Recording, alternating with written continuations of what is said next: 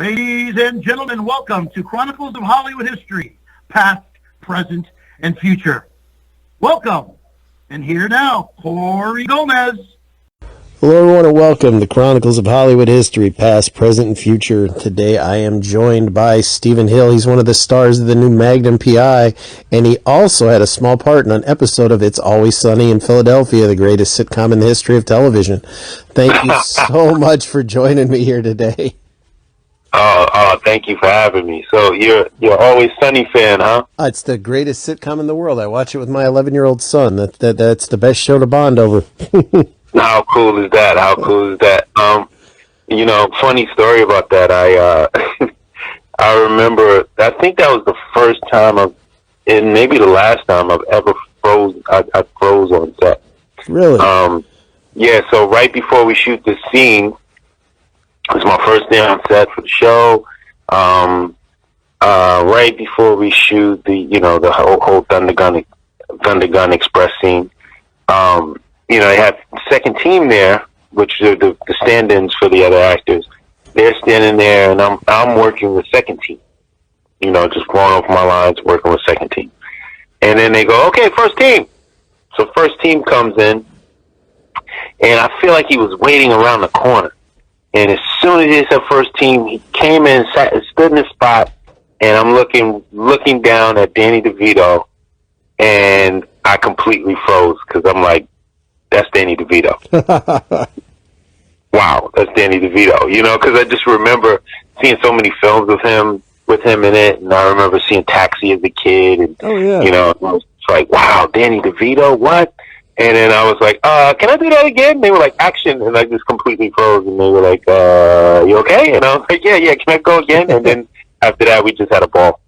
Yeah. I love that. I mean, credit to that guy. I mean, he's staying relative. Like, I always knew him as, Louis from Taxi, and now my son knows him as Frank Reynolds. I don't even think he knows his real name. So credit to him for staying relevant all these years. Yeah, he stays working. And he doesn't, he's like, he's a small guy, but he doesn't have to, a lot of smaller actors, they end up, hiding in some sort of costume. And he gets to be himself, which is awesome. Yeah. Is that a pretty fun set to be on, or is it just like any normal sitcom set? Oh, no, those guys are super fun. They're a couple of those, when I say, no surrender, baby. That's kind of just a natural ad-lib of mine to say baby at the end of a line. Mm-hmm. I actually say that a lot in Magnum. Even in the first episode, I think I ad-lib and I say something like baby from the helicopter, in the first scene of me in the helicopter in Magnum. In between takes, they would throw stuff at me. They would go, oh, say this. And I could tell if I was with those guys more often, I would ad-lib all the time probably. Now, I guess we skipped right to Always Sunny. How'd you get started acting? I got started acting when I was in college. I used to model. So I was modeling for a company called RP55, which stood for Reynolds and Perry. And I think when they started the company, they were both 55 years old. So it was RP55. It was like a hip-hop clothing line based out of Virginia Beach. And I went to college at Hampton University. And in order to have my car on campus, I had to have a job. And I got this job at a hip-hop clothing store called Inner Zones. I don't think it's open anymore, but it was a hip-hop clothing store. And the owner would come in all the time, a guy named Ralph Reynolds. And I would always tell him, like, hey, man, you got to put me in one of your ads. You got to put me in one of these ads. Because I would sit there and look through the Vibe and the Source magazine and look at his ads and look at all the ads. And I was doing a bunch of modeling on campus for just fashion shows where it was just more like a popularity contest because we didn't really have clothes for the fashion shows. We would all be wearing our own clothes. Mm-hmm. And he saw me in one of those and was like, hey, I'm going to give you a call. And he called me, and I was in all these magazines while I was in college. And after graduation, I went back to New York, and I thought I was going to be this big model.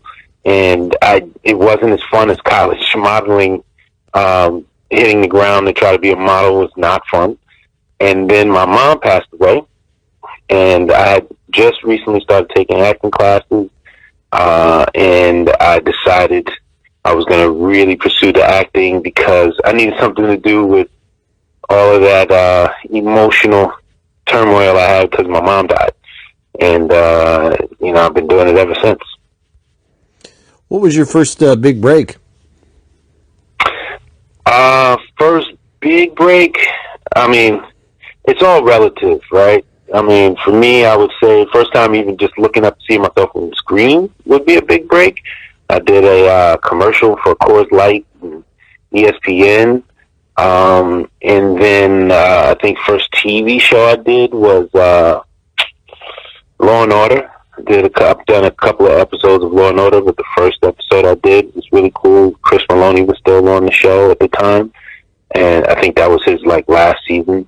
And I think he's back now though. But that, and then Lewis and Clark was probably my biggest break before Magnum. And we were shooting in Canada, but HBO never actually finished shooting. We never finished shooting the series. But it was I was number 4 on that call sheet, like I am on this one, and that starred Matthias Schoenaerts and Casey Affleck. That was probably my biggest before this.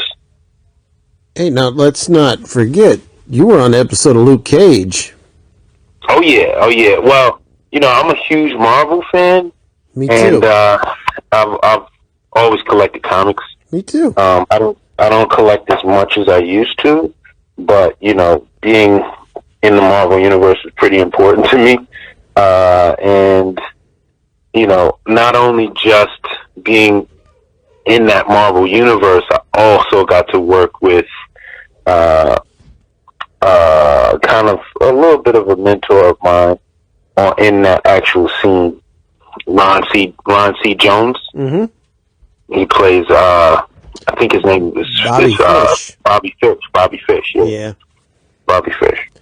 Now, I liked the Cage show. The only bitch I ever had was, and it's no disrespect to Mike Coulter who played him, I really thought that should have been Michael Jai White. Oh, yeah, because he has the martial arts background, right? Plus, he's just massive. I mean, he needs to erase the fact that he was in Spawn. Yeah. Michael Jai White's great. He's a cool guy.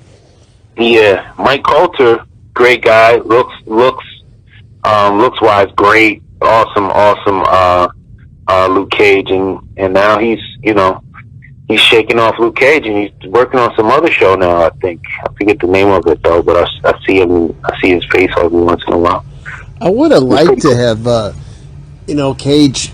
I mean, had it gone a third season, I really would have liked to have seen it combined with Iron Fist, and they could have just done the Power Man and the Iron Fist TV show. Yeah. I feel like they were headed in that direction, but then Iron Fist didn't do so well. That was pretty bad.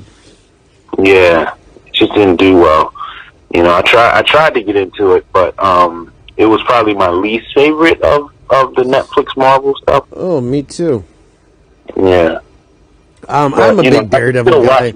Because I remember growing up looking at Lou Ferrigno terribly, with his green makeup on. Yeah. So, I feel like I'm spoiled now. So I feel like even that show, I could still watch it and appreciate it. I tried to show it to my son maybe a year ago. He's 11. We didn't get too very far into that show, let me tell you. Yeah. I haven't had the heart to show him when Spider-Man used to shoot a rope when I was a kid, so. Yeah, exactly. Now, were you said you were a comic reader. Were you a Marvel or a DC primarily? I was primarily Marvel. And I'm really, really lucky. I know it just seems, it just so happens that the comics I collected the most are the ones that really made the movies. Iron Man was probably one of my faves. I would say Iron Man, Spider-Man. I really loved anything that was drawn by Todd McFarlane. Oh, So, I had all of those, like, first issue. I never got my hands on that platinum one, but all those first issue, that Spider-Man, with the webbing with all all the over it. webs around it. Yeah. Yeah, I had that poster on my wall, as well as the poster of Wolverine, and you can see the Hulk in the reflection of his claws. Mm-hmm. Yeah. So, and I always had that book where Wolverine and the Hulk go at it, and they both give up because they both have the healing factor. It's tired of fighting. What's scary for me is, like, I love the Marvel movies. I like the Marvel TV shows, but I've always been more of a DC reader. And I think the DC shows are so good. I think their cartoons are good, but boy, those movies are real hit and miss. Yeah, they can be very hit and miss. I was never a huge DC fan back in the days, but I did like, I liked this one guy, because I guess he kind of reminded me a little bit of Iron Man, but it was a character named Blue Beetle. Yeah. I used to like Blue Beetle. Blue Beetle's cool. I think it's a kid now. I mean, DC changes their shit. I think that's what hurts them. They have they redo everything every so many years. It gets confusing. Mm-hmm. Yeah. And I mean, I've taken trips to the there's a few really cool, one of them, oh my God, it just closed after, I think it said 30 something years. It closed, didn't make it through COVID. A comic shop here, but there's still one that's still open. It's called Other Realms, and I go in there, and it's just every month there's like 10 number ones. Yeah. Like, what? How is this even possible? They just start a new series every month. There's a new series, so it's just too much going on in the comic book store these days. It's very overwhelming. Yeah, and then DC, then they've tried to, not only do they restart, but then a movie will come out, and then they'll restart it again to, like, go with the movie. Yeah. I mean, like, Shazam has gone through about 9 redos, and then the film came out, then it had even more on top of that, which actually I kind of like the Shazam movie. I thought that was kind of fun. Yeah, it was actually cool. I saw it not for the first time very recently, too. I like Birds of Prey a lot, too. Yeah, I do. I haven't seen Birds of Prey yet, but I will say, I don't know if this is was this a comic series? But it's amazing on screen. Have you seen The Boys? I have. That's actually very good. That's a good independent comic book. Oh my God, it's so good. I had auditioned for that. I had a really good audition for that too, but much happier to have the role of TC. But I went in for the Mother's Milk role. Now, did you watch the Watchmen TV series on HBO yet? Oh my God, so good! Especially this latest. Oh my God! And they went to Tulsa, Oklahoma, and so good. And I was, because that's probably the greatest, at least in my opinion, I fall in that category, like the greatest comic ever written. And so when they're like, well, we're going to make a series out of it, it's like, oh man, no Alan Moore, what this shitty cash is going to be. And God, it was amazing. Yeah, it was really, really good. Very, very good. All their shows are good, like Arrow, Flash, Legends. I mean, all of them are fantastic. Yeah. Yeah, DC's doing pretty good. And then,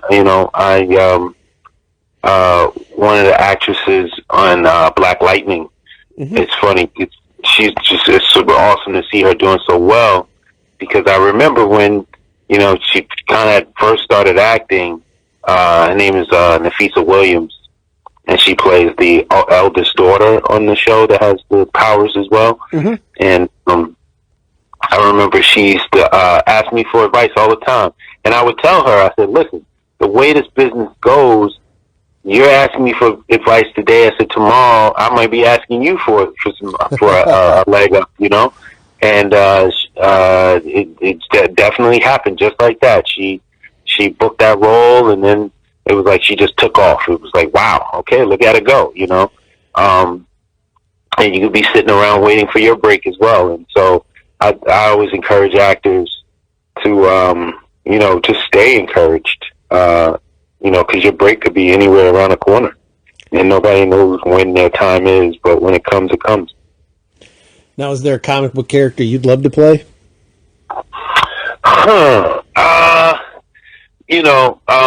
I could play. There's a little off-brand comic. I don't think there was more than 10 of them, if I recall. But I still have my number one. It's in pristine condition. But it's a comic called Brother Man. He was kind of like I don't remember that. Yeah, and he had like a B on his forehead. His outfit had a big B on his forehead. I could get down and play Brother Man, or I feel like every time I say I want to play somebody, it turns up and it's like, oh, somebody's already playing that person. Oh, damn. Okay, so I don't think anybody's thinking about playing Brother Man, so I could do Brother Man, or which would really be cool to do. This is the first time I ever even mentioned this, because I think it's still a little bit too soon, because the brother Chadwick Boseman was going to play the role of Yasuke. Mm-hmm. I would love to play something like that, even though it's not a comic book character, but I would love to play something like that. Well, they keep talking about making a new Spawn movie. Every year it gets closer, supposedly. You could try out for Spawn. I still have Spawn 1 in pristine condition. At least one. I think I stopped at 100.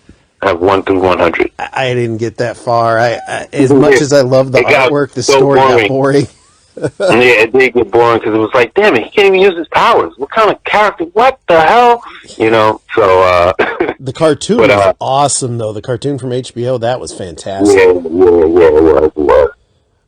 Yeah, I liked that. You know what? I'm going to tell you, I used to be a big Valiant collector. I think I have all the Valiant comics in boxes in my garage. They're worth about 10 cents now. But I always loved Bloodshot, and I finally sat down and watched the Bloodshot movie with Vin Diesel. I got to tell you, that's a hell of a good movie. Doesn't have a single thing to do with the comic, but it was a good movie.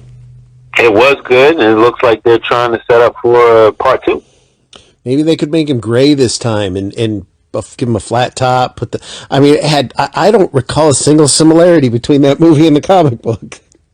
The best thing about that movie, his name escapes me right now, but he was absolutely excellent in that movie. The black guy. Williams or something was the character name. Yeah, I forget his name right now. I don't know why it's escaping me, but man, he was good. That is not his accent. I love that he did that, because there's normally it's the British actors that do the American accents, but this is an American actor doing a British accent, which was pretty cool, and he was just very, very good at it. His name is Lamorne Morris. Lamorne, that's it. Lamorne Morris, yes. Wiggins. I love giving actors as much props as possible, and I feel like, we don't necessarily do that as much as we should. Just lift each other up. So, I don't know if he'll ever hear this, but if he does, I've never met him. Young lady that was on our show is very close with him, good friends of his. Named Aisha. She was on the show, I think the last episode of season 2, and she said he's a great guy. But I'm definitely a fan of his. Awesome actor. Yeah, I liked the film. I mean, it was, like I said, nothing to do with the comic, but it was fun. Yeah, very fun. I never really read that title. The outside of the popular comics, Hulk and X-Men and Spider-Man and Iron Man. Outside of those, I haven't gone to see the movie. I went to go see it, and then I got a little spooked out about the COVID stuff. But I used to read New Mutants. Yeah, I heard the movie was really good. I used to read the comic too. Yeah, I haven't seen the film. I want to see the film. And then I would read just random. I read Alpha Flight. I remember that. Yeah, I've read Alpha Flight, and it's so it's so crazy because I never watched hockey before, but now I spent a little bit of time in Canada, so now I understand hockey a little bit. And they were actually from one of the characters was he was from a reservation. He was from Saskatchewan. He was from Saskatchewan. I think his name was Puck. And now it makes total sense to me. But the character Puck was, he's a little tiny little guy. His name was Puck. I didn't know his name was Puck, named after a hockey puck. And he would always say, "Hey," and that's what the Canadians say. I didn't know that until I was an adult, and I was like, "Oh, wait a minute, that's what he was saying." I remember reading it, and always as a kid reading "A" as like "eh." I thought it was like "eh," like I thought he would say "eh" all the time. I didn't know it was "A." You know what I mean? Just like Canadians. And then what was the other one that I read? A very, very off-brand comic, strange comic that nobody admits to reading. But I used to like Gru the Wanderer. Gru the Wanderer by Sergio Aragoni is one of my favorite comic books ever. I had so many of those. I have the whole Marvel run. Even some of the old, God, the 7 that came before Marvel. I can't think of the name of the company. I have those too, and that's The Death of Gru is like one of the greatest graphic novels ever. Where everybody thinks he's dead and he just believes him. Yeah, that was really good. No, and the artwork in that, everybody would laugh at me because they'd be like, "No, that's drawn so stupid." It was like, but if you look at it, it's so detailed. If there's 1,000 guys in the drawing, he drew every single person in there. Yeah, exactly. Exactly. It was brilliant. That would be a great movie. It was like kind of like a Mad Magazine kind of trippy vibe to it, Yeah, I remember when they first announced, and when I was younger, he was going to make when Marvel would do the posters, and they made a Gru poster, and I ordered it, and I picked it up, and the poster's massive. It's like thousands of people coming down on Gru, and if you look on the left-hand side, there's Gru, and he's pretty small, but he's drawn all these other people going after him. So it was a cool poster. Yeah. You feel kind of cheated at the same time because Gru's so small in it. Oh, that's awesome. I wish I still had it. Oh, that is awesome. I still have my Gru statue somewhere. It's a little one that came out years ago. I just got an Agent Venom statue in the mail the other day. That's pretty neat. I might move that into the living room. Oh, wow. Oh, yeah. See, you're like a super collector. I started because my mom, when we used to live in Inglewood, New Jersey, my mom had a stationery store, and right on the main strip on Palisade Avenue.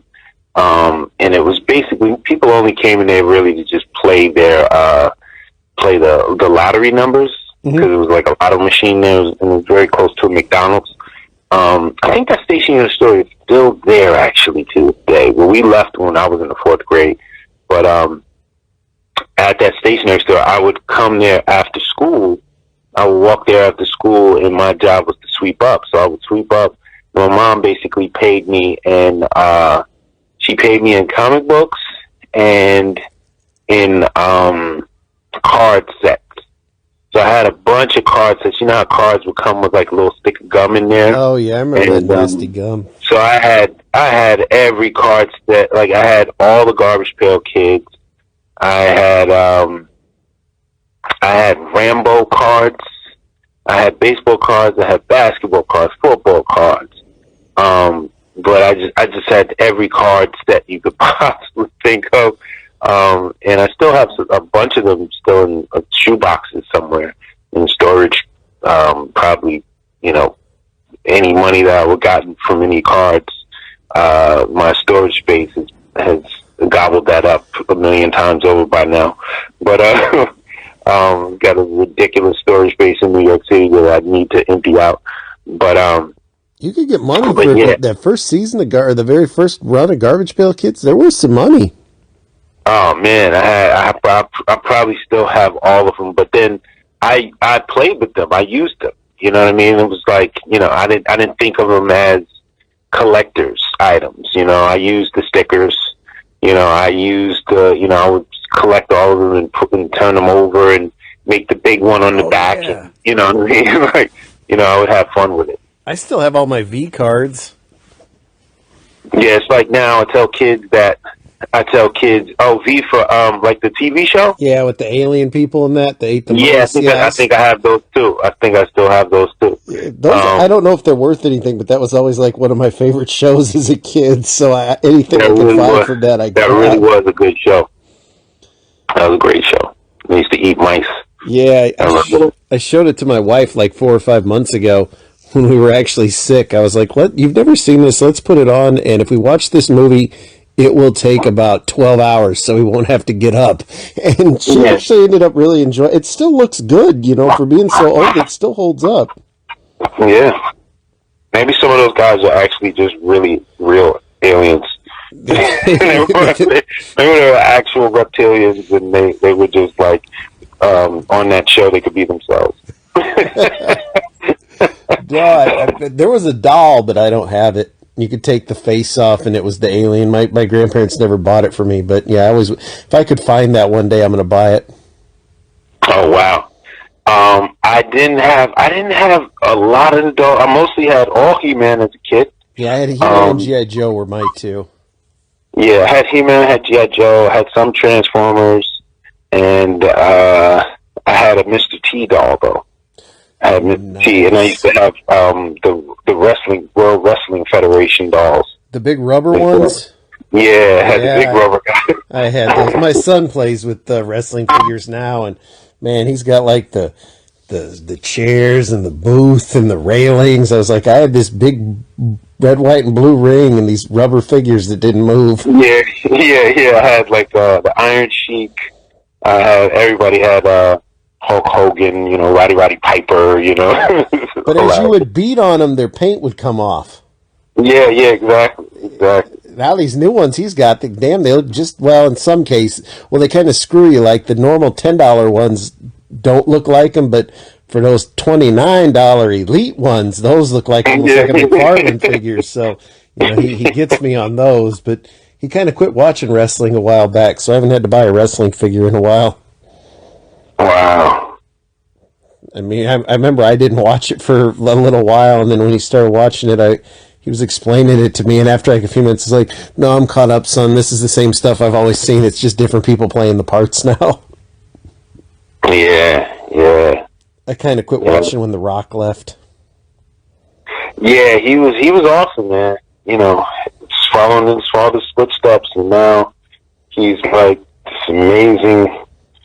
I think he's the highest paid actor now these Yeah, days. rightfully so. Yeah. I can't Yeah, ever say I I would saw. love to meet him, Oh, and that'd be I would awesome. love to meet Will Smith, um, The Rock, Denzel Washington. Um, who else would I love to meet? Oh, so many actors, man. Um, but being out here in Hawaii, you don't get to meet a lot of folks. Unless they come and work on your show, you don't really see them here. Oh, The Rock films over there once in a while, doesn't he? He does. Maybe one of these days, someone will introduce him. I mean, it's not like you're going to miss him. I mean, I saw him live when he wrestled, and he's, what, about 80 pounds more muscular now? Yeah. Remember I kept auditioning for a show. I auditioned maybe 3 times, 3 different characters for Ballers, oh, good which is show. one of my favorite shows. But I never actually booked anything on it. But I love the show. Love the show. Yeah, I mean, and it, and I liked that it had a nice little run and it ended. It didn't like overstay its welcome. Like, I Yeah. like when shows have a 4 to 7 year plan. I always think that's good. Like my wife's a big Supernatural fan, and I like it too. But I mean, this year is going to finally end. That's 15 years. It's like, I know if you're working on a Yeah. show, you want it to go that long, but it becomes time after a while. Well, I'm from New York, so Law and Order has been on there forever. I always want to interview Ice-T because I want to Yeah. ask him how come he's the stupidest cop ever. Because if you watch it, in every episode when a crime happens, he's like, "Are you serious? I've never seen nothing like that before." It's like, what kind of rotten detective are you? This is how do you never seen any of Well, this stuff? It just goes to show that anything is possible in this world. I don't even know if you can get away with stuff like that now because they hold you to the fire for everything that you've ever said. If you say something out of turn on like a social media platform, you know, people will pull that stuff up and hold you to it. And unfortunately, you know, it doesn't give a lot of room for people to grow. And I remember the you know, it's just so crazy to me that, you know, I thought this was crazy back when he played a cop on New Jack City. Oh, great movie. You know, great movie. I had that poster as well. I had a New Jack City poster on my wall. But my sister worked at a in the local supermarket. We both worked there. I used to get groceries. Bag the groceries and go get the carts and you know, face off the milk and the bread and the sugar all the time. But she worked at the video counter at a grocery store called Shopping Bag. It was in Williamsburg, New Jersey. And so she would get all those posters, the movie posters, early. So I had that. I had a Boomerang poster. I had a bunch of posters. But yeah. So Ice-T, you know, he played a cop, but then he also had an album way back in the days called Cop Killer. You know, I saw that when he, you know, he played Body Count. That was the band. I remember we went and saw him in concert, and that was what they opened with. Yeah, and it's like I can't believe, you know, today social media would run with that so hard. It would you probably couldn't survive. You probably wouldn't have been able to survive that. But back then, it had to go to print. It had to, you know, it wasn't any internet then, you know, and once something goes to print, they're not going to keep printing it, you know, because there's other news that they need to put out, you know. So the news cycle for things didn't last forever the way they last now. So it's just really cool to see that he could grow from that and then end up playing a cop on television for multiple seasons. You know what I mean? So, you know, I think the newer generations, the younger generations, can take some inspiration from the pre-internet world and kind of let some of these things go of holding everybody's feet to the fire all the time. My son's a big fan of Surviving the Game. Oh yeah. That's a good film. I mean, he had a hell of a good run of films. But then again, would you have ever figured that a gangster rapper like Ice Cube would go on to start making family films? Oh yeah. I mean, what I guess happens is, you know, I can't speak for it myself because I don't have any kids just yet. But I think people have children, and then there becomes a part of their life that is based on, you know, that affects your life. Yeah, you know, Will Smith went through that phase. Who else went through that phase where they would, Eddie Murphy was making a bunch of more family-friendly films when he was having a bunch of kids. Martin Lawrence, you know, they all kind of do this thing where it's like, hey, I'm gonna make some films that me and my family can watch, you know, and when I'm not working, you know, that sort of thing. And luckily, you know, it's family-friendly programming for all of us. The thing with Eddie, his family films, they were actually all really good. I guess Martin's were okay, the exception of The Black Knight. I kind of liked everything he did. Yeah. That was pretty bad. Yeah, Eddie's on the serious. You know, I would hate to say, I don't like when people say Eddie's on a comeback, you know, because I don't feel like Eddie's gone anywhere. No. I actually have a Beverly Hills Cop poster on my wall right now. Great movie. Big Eddie, and then I have a Trading Places poster in my bathroom, you know, so I'm a big Eddie Murphy fan. And like I said, my mother lived in Inglewood. I mean, we lived in Inglewood, New Jersey when she had that store, but it was right on an avenue, Palisade Avenue. If you keep going up Palisade Avenue, you walk over these train tracks, and then you walk up, and you keep walking up, and you end up in a part of town called Inglewood Cliffs. And Eddie Murphy's house was in Inglewood Cliffs, called Bubble Hill. And I remember when I was a kid, I had to be in the second grade. My sister had to babysit me all the time. Otherwise, I would be a latchkey kid. And while my mom was in the city working, and her and her friends, they were all walking to Eddie Murphy's house, and they dared me. They made me go knock on his door, and I knocked on his door when I was a kid. He didn't answer. It was like maybe a bodyguard or something came and answered and said he wasn't home. But it was cool that I have this story to tell him if I ever get to meet him, that I knocked on his door when I was like in the second grade. You know? Yeah. I met Charlie at a show he did here, but he was cool. Yeah. A friend of mine is actually friends with their family, a filmmaker, friend of mine, and he's worked with Charlie a few times. So everybody told me Charlie was a really good guy. He was nice, and I mean, he was just funny. I'm surprised he never really had a. I mean, I don't want. It's kind of said. I don't want to say like he never had a huge career because he did so much, but. It's a shame he didn't do more movies. He was good on Chappelle's Show, but like if you watch King's Ransom, he is absolutely hysterical in that film.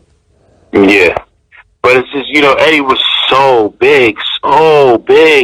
It's like, you know, when you have a sibling that's that big of a star, it's kind of like, you know, your star can be big, but it's still hard to see how bright your star is right next to another one that's so bright like that, you know. Yeah. So you end up being in a bit of an entourage, kinda, you know. So, you know, it's not a bad place to be either. No, not at all. That's I think the only family that ever really where there was the Wayans brothers, because none of them really eclipsed the other one. No, because I mean, especially Keenan and Damon, they were both equally hilarious to me. I've been trying to interview Keenan for years just to thank him for making "I'm Gonna Get You, Sucker," but he doesn't do many interviews. Yeah, he's that's a good one. It's one of the quotables, quote movies like that all the time. I didn't know what a blaxploitation film was because I think I was probably like 10 or 11 when I saw "I'm Gonna Get You, Sucker," and I was fascinated by it. So over the years, I've collected like every film from that era, books, posters, anything I could get my hands on. I just and it's all because of that film. Yep. I have a giant Blackula head in my basement. Oh, wow. Blackula. I feel like there's a character. I feel like Blackula is in Eddie Murphy movie. I feel like he's in. Is that Blackula in Trading Places? I think that's him. The guy that plays Blackula. Yeah, is in Trading Places. He's one of the cops, isn't he? No, he's like a limo driver or something like that. Oh, the one that just keeps nodding his head. Yeah, I could be wrong, but I feel like that's Blackula. Oh, we can find out. If I can spell Blackula, we can find out real easy here. I feel like that's him. Maybe I'm off, but it's definitely a known actor that I've seen his face before. But I think that's him. We're gonna find out. So the guy that played Blackula is William Marshall. And William Marshall, let's see, Trading Places. I just watched that not long ago. That's in the 80s. Amazon Woman on the Moon. He is not listed in Trading Places. Okay, I got it wrong. Yeah, that's okay. He looked like that guy. Looks just like the guy that played Black. I know you're talking about what he was like. Thank you. You've been very helpful. I know the guy you're talking about, but I can't think of that guy. You've been very helpful. Well, I can tell you, William Marshall was also in Scream, Blackula, Scream. Oh, okay. Because you know they had to make a part. Pam Grier's actually in Scream, Blackula, Scream, so they had to. There were two of those in case. The greatest film trailer in history to me is Blackula.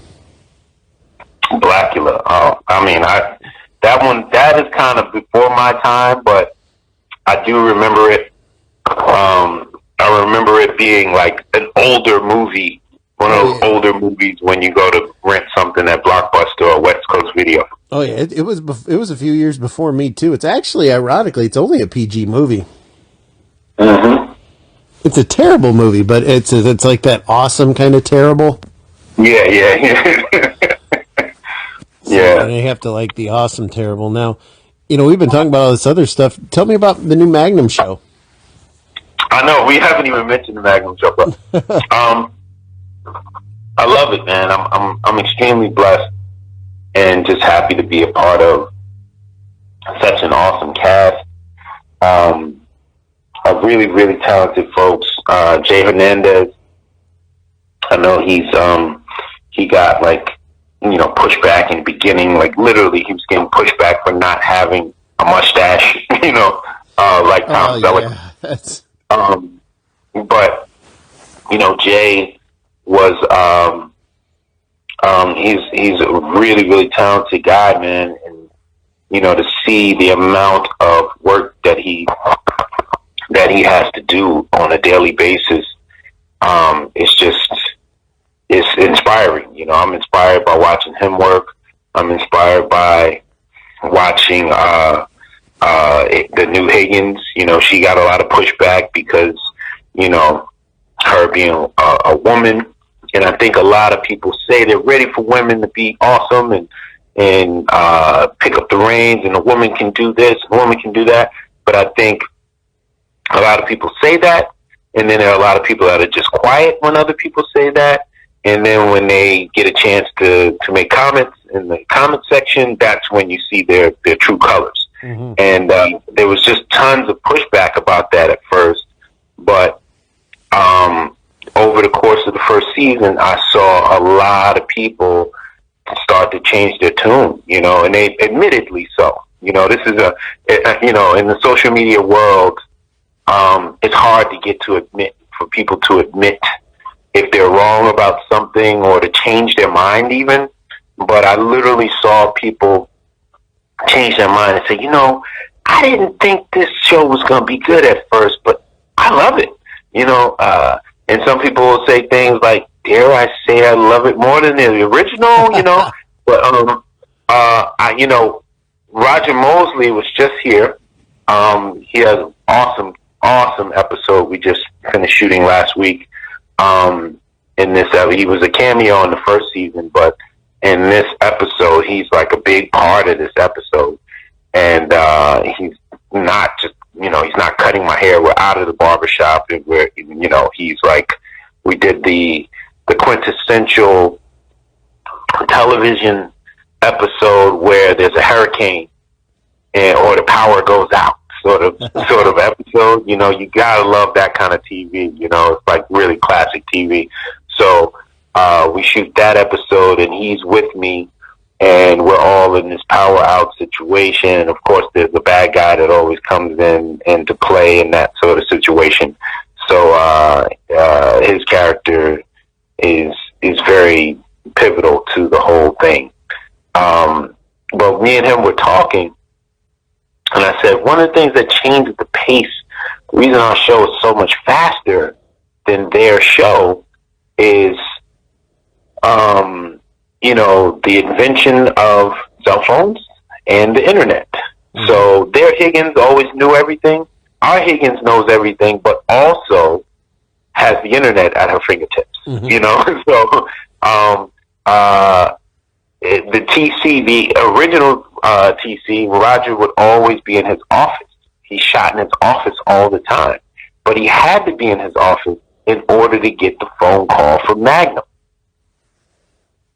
But now they just call, like Magnum can call me, and I can be in the air with customers, and he calls me. You know what I mean? The old show, Magnum would either call him, or he would catch him as he was like landing his plane, or he was securing the plane or something, or he was fixing the plane. He always had to physically be there at Island Hopper. Well, I don't know if they called it Island Hoppers then.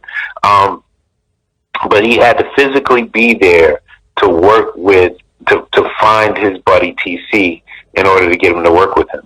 So our pacing is so much faster because, a phone call cuts out a lot of driving time. Mm-hmm.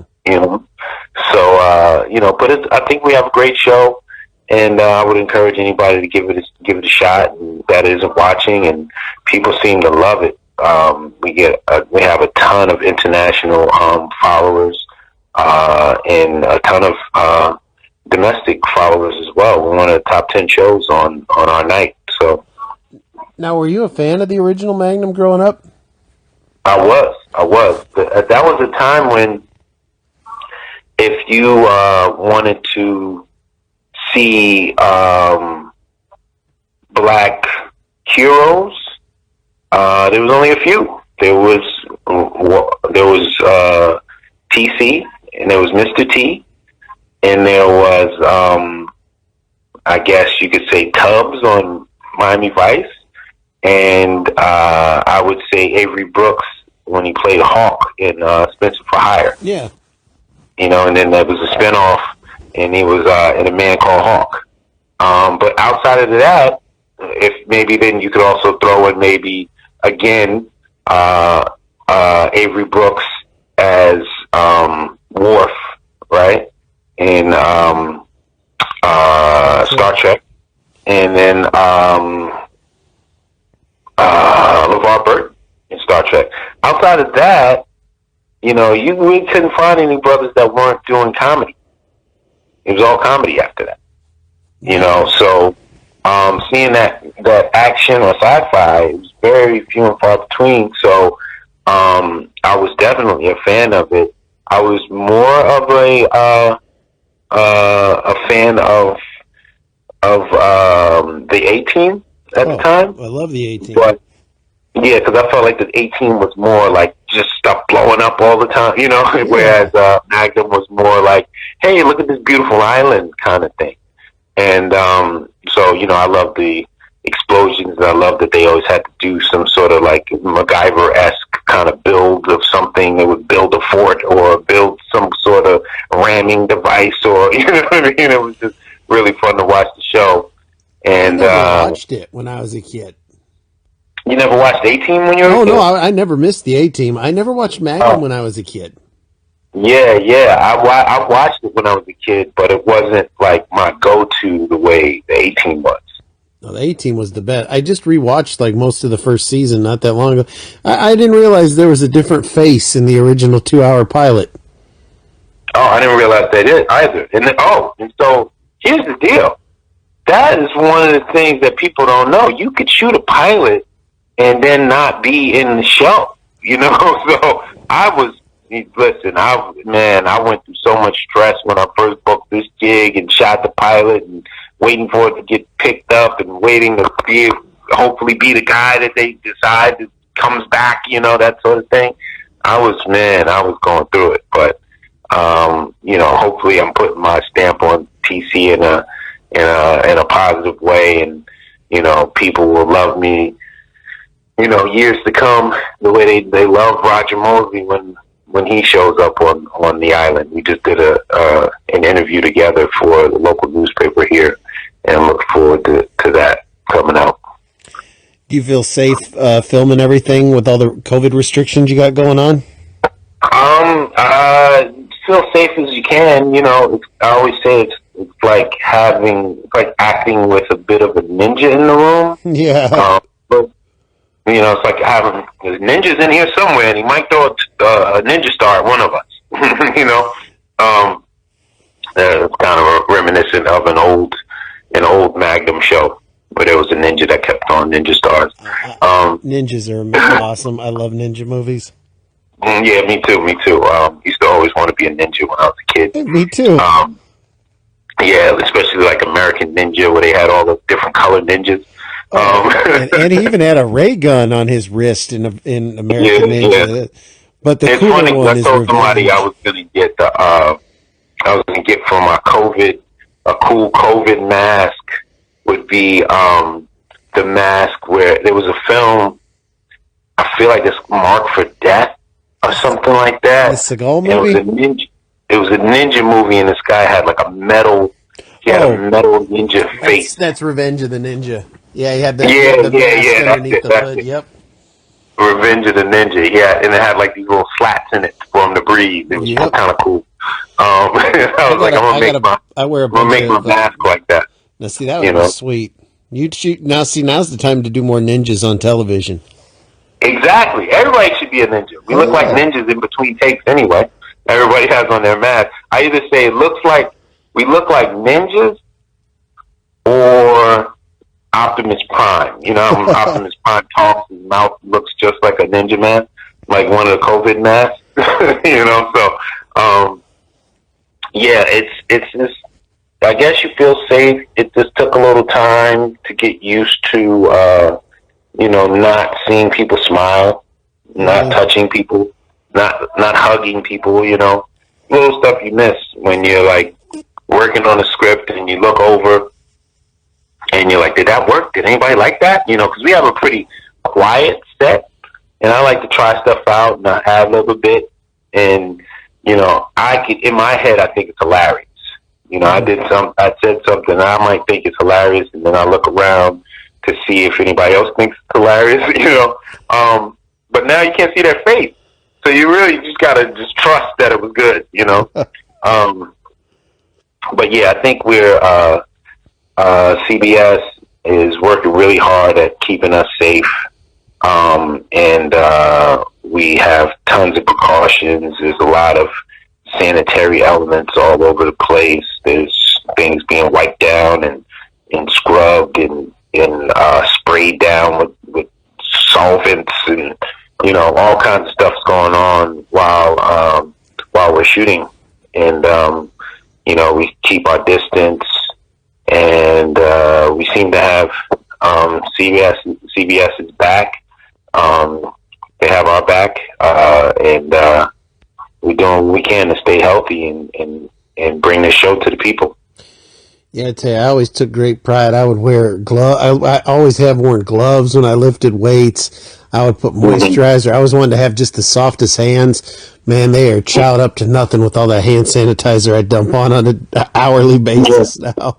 Yeah, so much hand sanitizer. It kind of sucks. Can't really lift weights much anymore, but I have been studying Qigong. Luckily, right before COVID, a couple of months before COVID, I'd start taking a Qigong class. Oh, cool. Close to where I live here in Hawaii. And now we do it on Zoom. I actually have class tonight. That's smart. And then I started studying sword with them, a Japanese sword.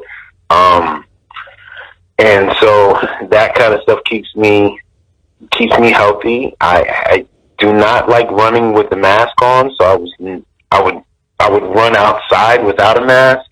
But now that I'm working, I saw Jay Hernandez a few times, and he was running and he had the mask on, and I was out there walking without my mask, and I just felt so guilty. I felt like I betrayed him or something. I didn't know how to take that. He'd be like, "Hey, brother, like, what's going on?" And I'd be like, "Oh man, you got your mask on, huh?" And I don't. Oh man, damn it, right? So I've started to use the treadmill in my building this week, because that's the only way I can really stay in shape, is to run on the treadmill or go for jogs, because I like to eat.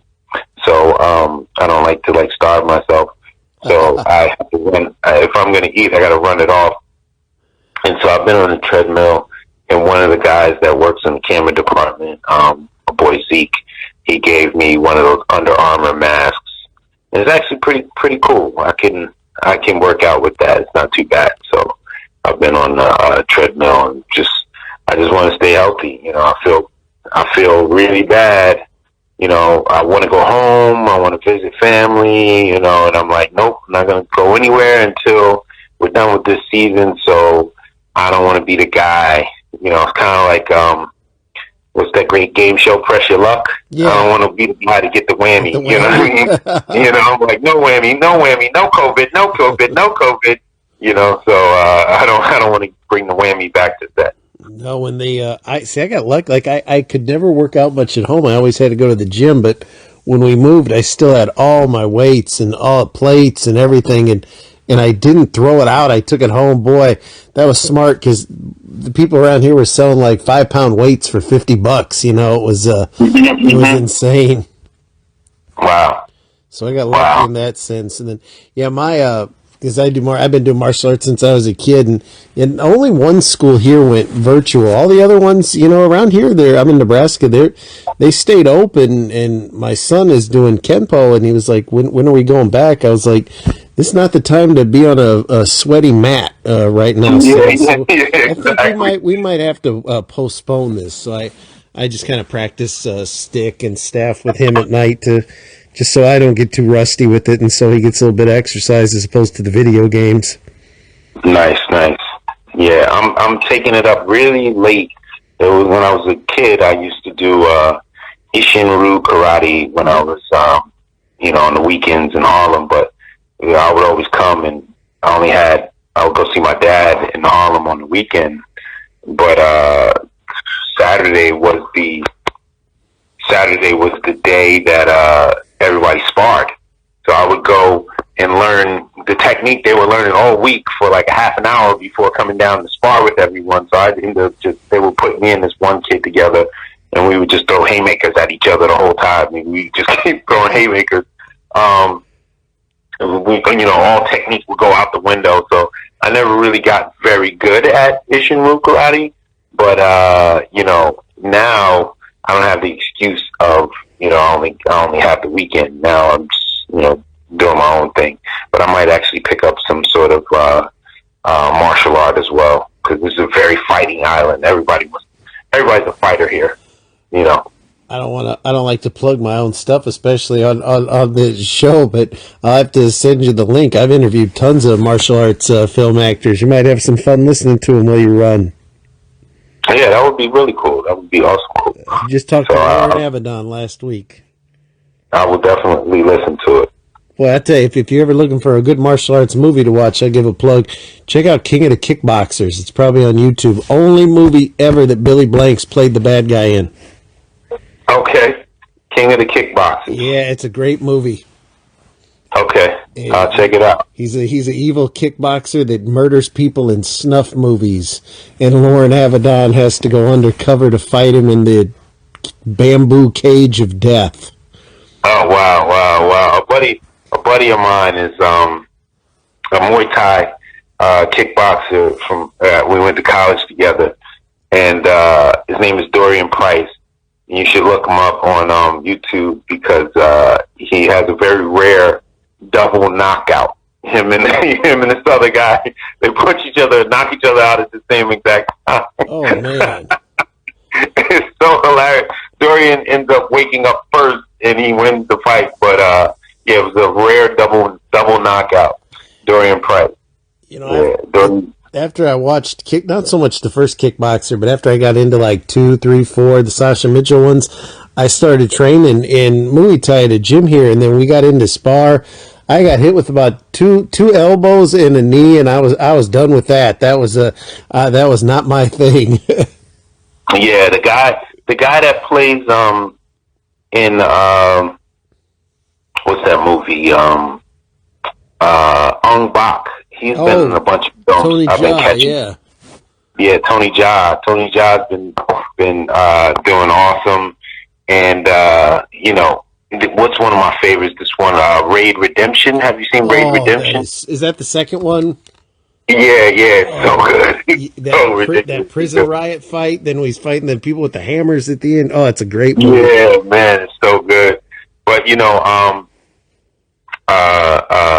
Hernandez and myself, we've been he's gotten me watching old school anime films again, because he was like, oh man, it was this one film, you're gonna love it. I forget the name of it, but I tried to watch it too late and I fell asleep. But now he has me thinking back when I used to watch like Fist of the North Star and stuff like that. So I'm gonna start watching these anime films again. Have you seen you have Netflix, I assume? Mm-hmm. Have you watched The Night Comes for Us? No, I haven't seen it. It's, I think, the same people that did. I think the producers of The Raid did it. It's just as violent as the Raid movies. By that last half hour, I was kind of like, my God, please don't kill any more people. Oh, wow. Yeah, The Night Comes for Us. You have to watch it. You have to read it, but there ain't much to read. I mean, it's just as violent as the Okay. two Raid films. It's Indonesian one. It's so good. Okay, I'll check it out. I'll check it out. Yeah, there's very rare that this action fan sits there and goes, "Please, no more killing." I was getting Yeah. tired toward the end. It's like, how much more can they kill? Yeah. Yeah. Well, man, I've taken up so much of your time. I don't want to take up any more, but thank you so much for coming on. I really appreciate it. Oh, thank you, brother. I'm gonna go and go get a haircut, get ready for work tomorrow. We got a special day because my boy Zach that plays Rick, his wife had a nice little small I saw a couple of scenes, a little role last year in season 2, and she's coming back tomorrow. So it's gonna be cool to have her on set with him. So looking forward to tomorrow's work. Now, for your fans, do you have a website? Are you on Twitter, Instagram, anything like that? Yeah, my website is StephenHillActor.com. I'm not really on. I haven't checked that very much. There's probably email address attached to that. That I might have a ton of email now that I haven't checked. But Twitter, it's Stephen Hill ACTS, Stephen Hill Act, and it's the same handle for IG. And just let folks know I do not have a blue check. I kind of don't even want it anymore. I used to, when I first got the job, I was like, I want to get a blue check. Everyone's going to follow me when I get a blue check. But now I actually like that I don't have it so that I can have a conversation with kids. The first thing they always say is, how come you don't have a blue check? And I like to let them know, like, look, I don't have a blue check, but I'm still on a television show. It's still one of the top 10 shows.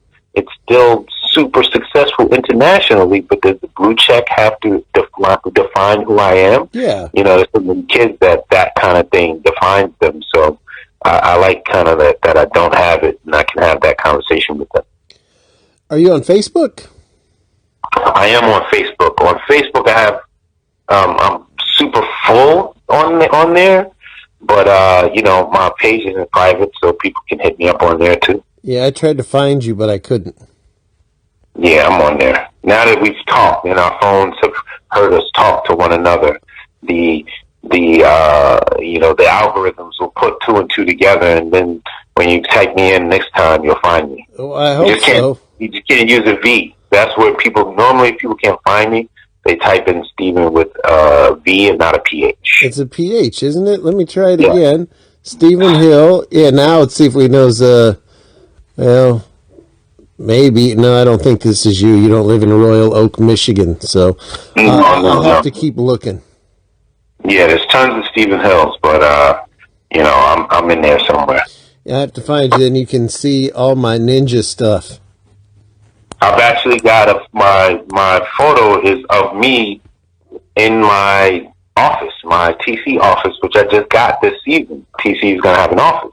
That's what I was talking to Roger Mosley about, how, in his show, he was always in his office, and for the first time I actually got an office, I think to narrow it down, I'll just send you my link, and if you care to friend me, you sure can. You can see all the comic book and nerd stuff I have. Will do. Well, I want to thank you once again for joining us. I mean, this was a lot of fun. I hope you can come back again one day. All right, thank you, brother. Thank you for your time, ladies and gentlemen. You have been listening to the Chronicles of Hollywood History. Thank you from Gomez Richmond Productions.